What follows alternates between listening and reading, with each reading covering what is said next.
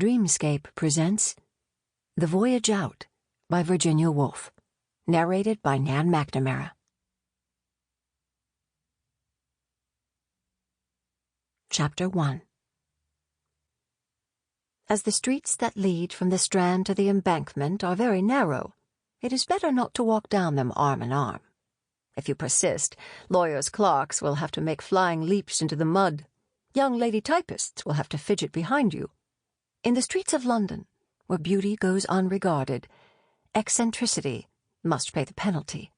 And it is better not to be very tall, to wear a long blue cloak, or to beat the air with your left hand. One afternoon, in the beginning of October, when the traffic was becoming brisk, a tall man strode along the edge of the pavement with a lady on his arm. Angry glances struck upon their backs.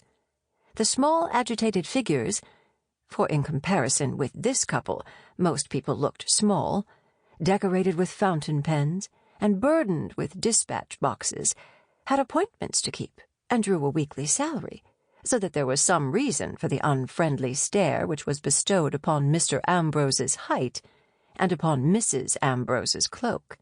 But some enchantment had put both man and woman beyond the reach of malice and unpopularity. In his case, one might guess from the moving lips that it was thought, and in hers, from the eyes fixed stonily straight in front of her, at a level above the eyes of most, that it was sorrow.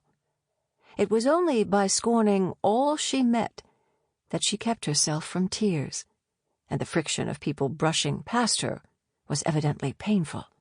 After watching the traffic on the embankment for a minute or two with a stoical gaze, she twitched her husband's sleeve, and they crossed between the swift discharge of motor cars. When they were safe on the further side, she gently withdrew her arm from his, allowing her mouth at the same time to relax, to tremble. Then tears rolled down, and leaning her elbows on the balustrade, she shielded her face from the curious. Mr. Ambrose attempted consolation.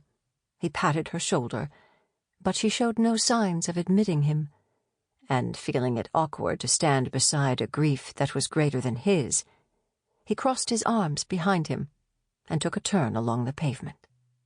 The embankment juts out in angles here and there, like pulpits.